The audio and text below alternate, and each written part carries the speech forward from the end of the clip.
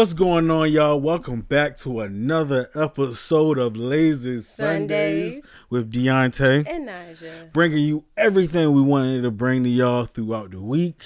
We ain't filmed last week, so this is 2 weeks in. Yep. So we got a lot of stuff to talk about. You know what I'm saying, NiJa? What's been going on? What you got to say? What's been happening since the last pod for you? Oh, so let's get y'all caught up on what's been going on. Get caught up. First of all, Mother's Day is tomorrow. So Jesus. Happy Mother's Day to everybody. Happy Just Mother's want to go Day. ahead and put that out there. Because by the time y'all see this, it'll be Mother's Day. I ain't even going to do what y'all do on Father's Day. And this for all the people, we ain't going to do all of that. Yeah, because we ain't going to do all of that. You know how they do. Just please don't do it on Father's Day. Yeah, don't do that. That's not nice. We ain't going to do that. Yeah, but it is Mental Health Awareness Month. So, as we always say, check on your strong friends, check on your friends in general, check on people that, I don't know, that you just conversate with here and there just to make sure they're okay. There is a thing called like functional depression and things like that, where people will look well and when you're around them, everything seems great, but they're really not doing all that great. So just check on people, and you don't have to pry. One of the biggest things with someone that does deal with mental illness is triggering for me when I can tell that people are checking on me, per se, I guess, because it brings so much attention to what I am currently going through. So sometimes it's like I already am having a hard time facing the reality that I'm in this situation. But then when people do you all right? Mm-hmm. You need to talk? You sure? But what's really wrong? You know, it can be a lot. And I know it's hard because, you know, naturally that's how you check on people. But, you know, just kind of have like a regular conversation, hang out with them like normal. Basically, don't make people feel like you're trying to take care of them, per se. You know, don't make people feel like you're trying to just treat them like a child, so to speak, that needs to be looked at 24/7. So actually, you know, care. Yeah, at least come across like you do, I guess. Mm-hmm. Just be normal, be normal, but just check on everybody. I don't want to say just be normal, because some people normal is terrible. That's true. Just act like you care, bro. Yeah, that's it. But y'all, so we've been shopping for our 5-year-old, and everything is a crop top. Everything got cutouts.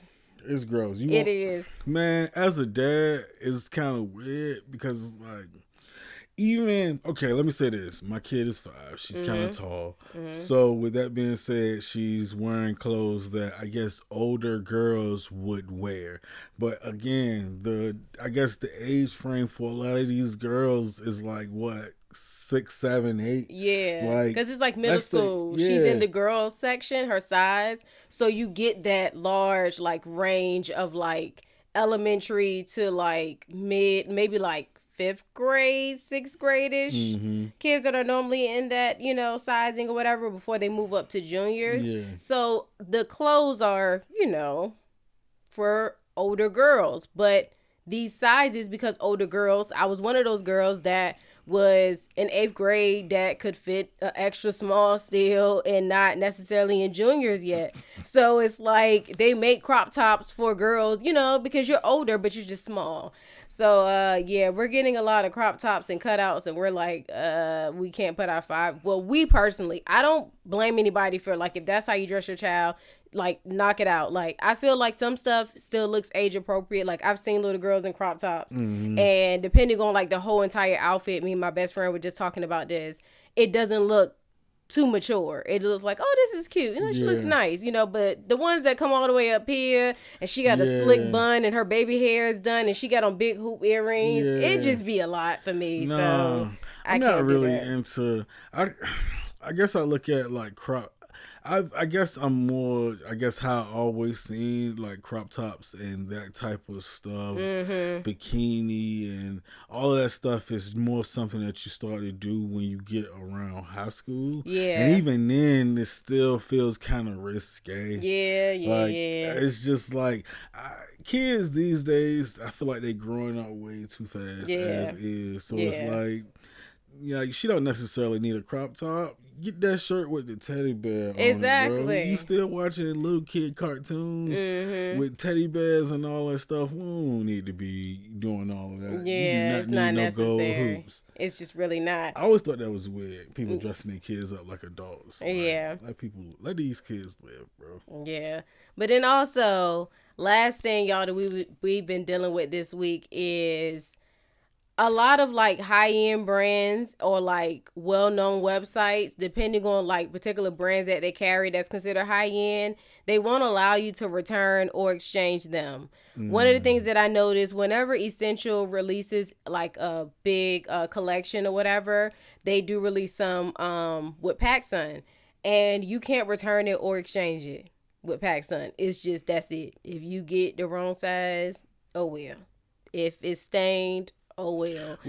I never really understood that. Something that's so expensive like that. Like, how are y'all not taking it back or like allowing me to like swamp it out for the correct size? Especially if y'all have it. They're like, no, we don't care if it's still in stock. You just have to return it. You can't return it. Because it's like, if you spending it, because all that essential stuff is pretty decently priced.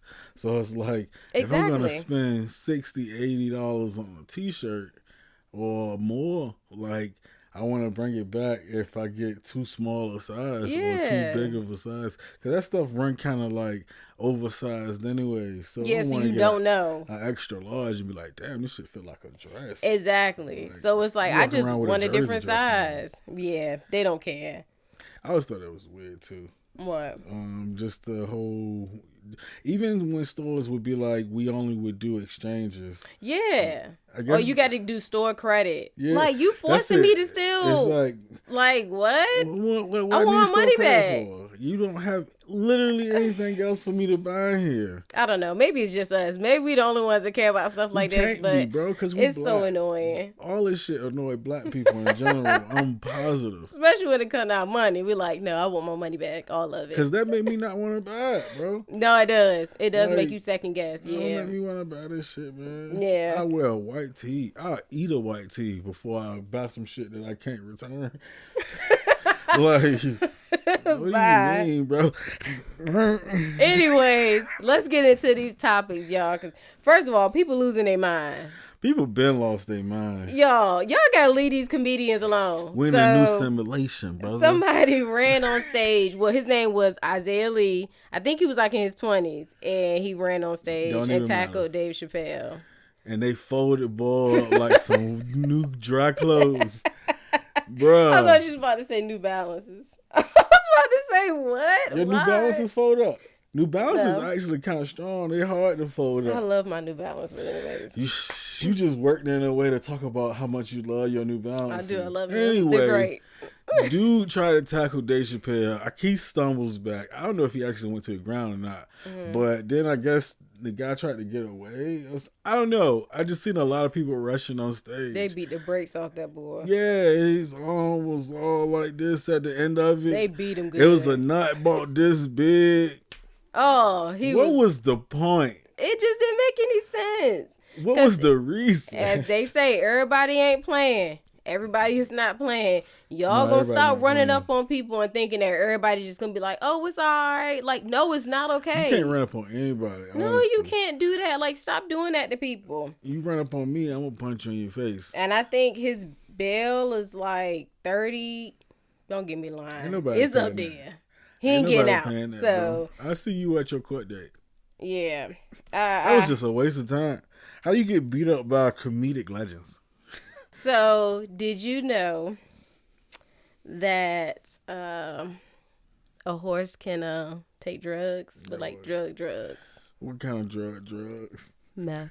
Did y'all know that horses can take meth? All right, so I got questions. Let's get into this because I thought this was funny. So, a racehorse and its trainer have been banned from the racing industry in New Zealand after they both tested positive for methamphetamine. The horse, B Flexi, was found to have meth in his system after being swabbed following a race in New Zealand on January 5th. B-Flexi trainer 50-year-old Rochelle Lockett intentionally gave no explanation for how the drug ended up in the animal system, but admitted to investigators that herself had ingested it in November 2021, which didn't make any sense because why are you telling us you took it back in 2021, but you just tested positive in January 5th? Yeah. It didn't make any sense. I don't think meth stay in your system that long. Yeah, but I never. I don't know from experience, but she was forced to provide urine and hair samples, both which came back positive for meth in late January. Oh yeah. So I don't know, but she ended up saying that she took it on her birthday on January 3rd. Oh, let's unpack this. So. First off, why is the horse high? Excuse my Yeezy slides. First off, let's unpack this. What just happened? First off, her birthday was lit. Her name is Rochelle. That's a meth-taking name right there. Rochelle. Rochelle from New Zealand. Rochelle in New Zealand said that on her birthday, they was lit. They had a little bit of weed, a little bit of ecstasy, a little bit of everything. She only did a little tiny piece of the meth. That's it. That's all I did was a little bit. Secondly, meth is injected, correct? I don't know, but I didn't know there was functioning meth addicts. Like, I didn't know that you could function on meth.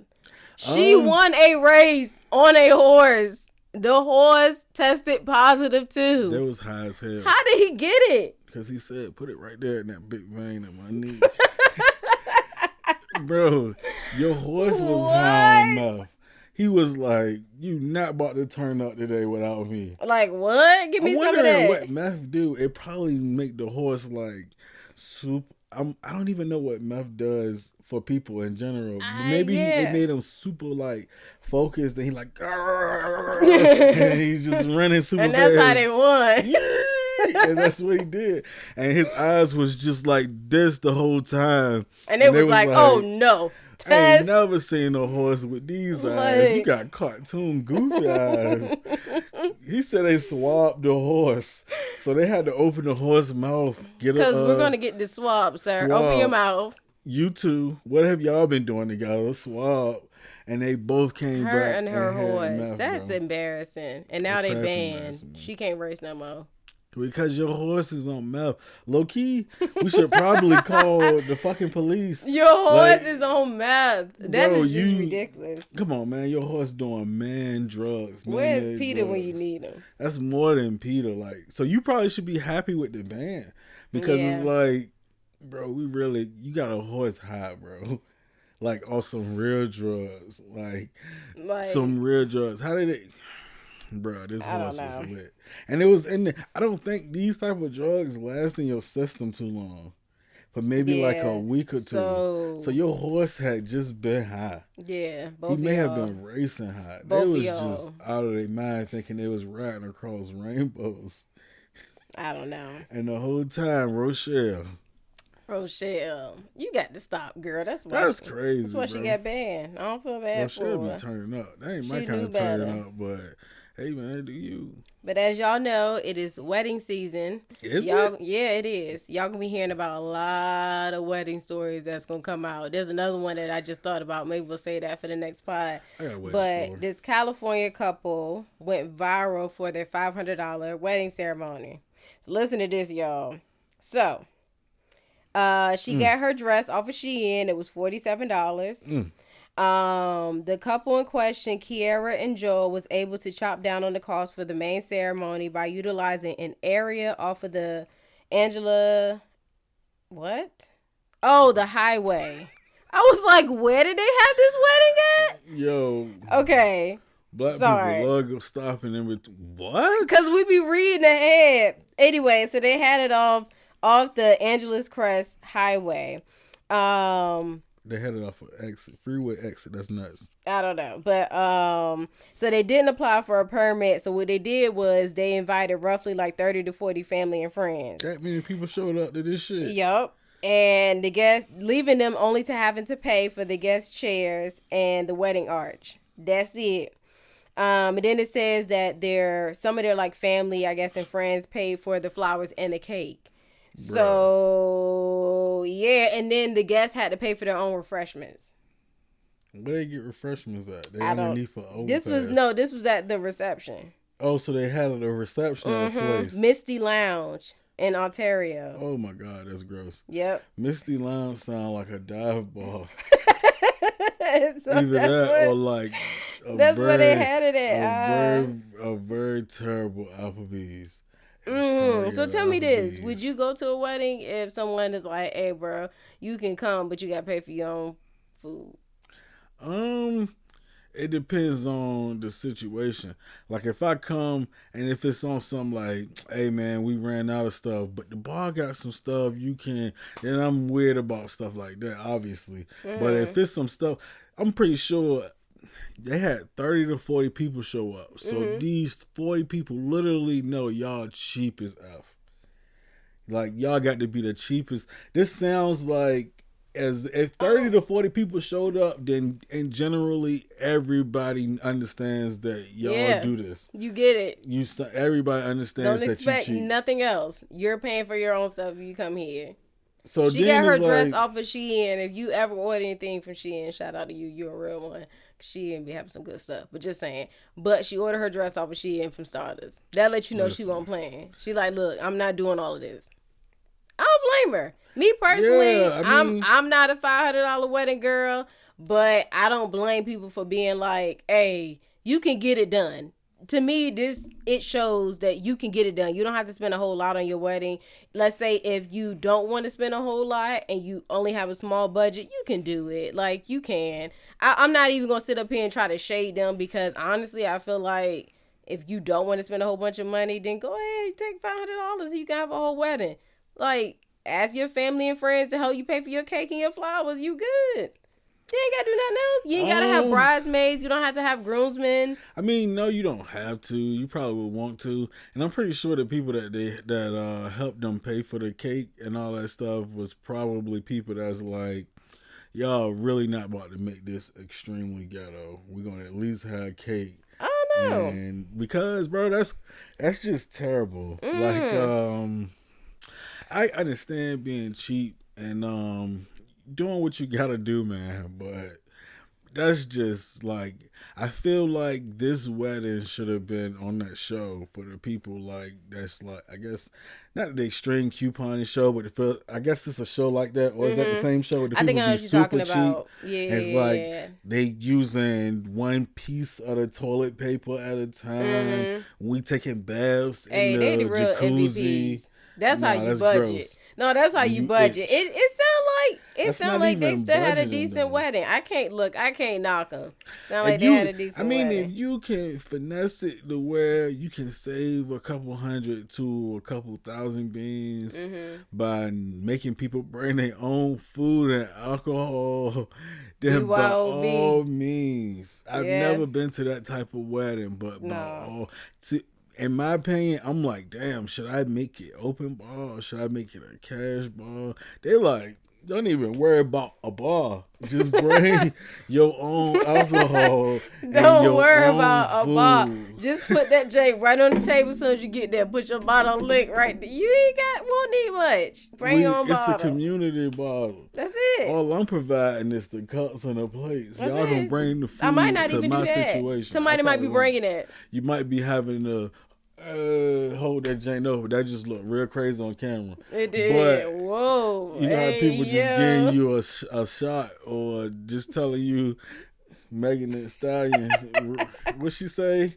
Dry the boat? Isn't that why she do that? Yeah, she used to do that. Yeah. How you know about that? What you mean? How you know about that? I used to watch a lot of Megan Thee Stallion videos. I'm capping, I didn't, but I did see her twerk a few times. I bet you did. Anyway, so as y'all know, sometimes we end the video with an ending topic. All right, so is having help or paying for help still make you a traditional? I'm just stumbling over my words this podcast. Still make you a traditional wife or husband? Does doing meth make you traditional? Shut up. Is having help? What? Is having help or paying for help still make you a traditional wife or husband? I don't even know what traditional is. I'm black. and I come from a single parent home.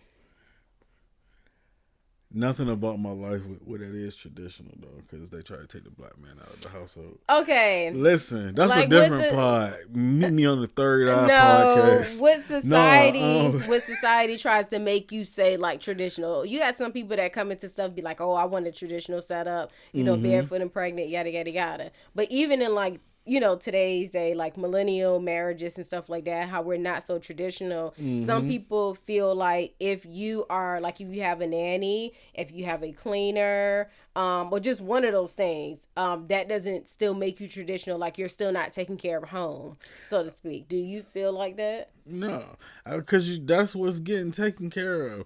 Everybody has different views on different things like that. I don't think that makes you any less traditional, because if anything, it possibly makes you, I guess, a modern traditional list, if that makes sense. Because that's kind of how people would go about things today. It's like we don't have the time necessarily to sit and cook and clean the whole house and order things, wash clothes, do this, do that, necessarily cut the grass, fix the cars. It's only 24 hours in a day. Yeah. You at work or sleep for more than half of it. So it's like, it's got to be some give and take. You either losing sleep trying to do everything, your job taking too much from you. It's like, so I look at it more so. Me personally, I look at stuff like that is it getting done? We got a cleaner. The house is clean. If we got a person to shop, it's taking stuff off of you. Yeah. So it's like, I don't really see it as an issue. I look at it as, if you can afford to do those things, then you should do those things. You don't have to be an electrician. You want to do that at your home. Me personally, I would just call an electrician so you don't ruin the whole house. But everybody don't look at it like that. Some people look at it like, I don't really have the money to be able to do that, but I probably can just do it myself. More power to you. I like things to be done a certain way, which I'm pretty sure if you're looking at it like, I want somebody to professionally come in and clean, because now they have to clean. They don't have any biases. They don't have any, I've been working on, this is my job. So you can come in and clean. You can come in and cook, or you can come in and be a nanny. Like, I don't look at those things as, I guess, a detriment, you know what I'm saying, to what you got going on. It actually allows you to do more. Yeah, no, I agree. I agree with everything you said. Because it's like, to me, after becoming like a parent and stuff, and then trying to maintain being a parent, taking care of yourself, being a girlfriend, a daughter, a cousin, a sister, like you start to feel like you're just wearing yourself so thin. Being a friend, you feel like you're not covering all bases equally, and you honestly cannot. And me personally, I don't care. Like, if I can get help, I will get help. If I got to pay for that help, I will pay for that help, because I know how much that's going to do for my mental well-being, and anything to take the stress off of me in that type of way, I will pay for it. I do not care. No. I don't feel like that's not like how you stated. To me, I grew up in a household where my dad did everything, because that was just the type of man that my dad was. He's always worked manual labor, like he's always used his hands. So it was like you said, it's natural for him to be like, oh yeah, I'm gonna just do this myself. I don't need to pay anybody to do it, because it may, in his mind, make more sense for him to do it, and it may be quicker for him to do it. But people like us, we like, I'm not about to sit up here and try to YouTube this. Like, I ain't got time. I'm gonna pay somebody to do this because I don't want to mess it up, and it's easier and it seems more convenient for me to do that. To each his own, I feel like, but I don't feel like that makes it more of a traditional setup, or it doesn't make it seem like you're not taking care of home. You still can take care of home in other ways. You don't have to like physically do everything yourself. So that's just my opinion. But yeah, y'all, we did it. We did it. We finally did it. We're back. I wanted to film last week, y'all, but we just had too much going on and we could not. Yeah, man. Sometimes he was getting on my nerves. Life gets in the way. Are we gonna do that? He was working my nerves. I was working her nerves. I was tired. That's what it is. I love B. Simone. That's how she talks. I was high on mouth. So. Yo, you better stop saying that. People believe. They probably already do.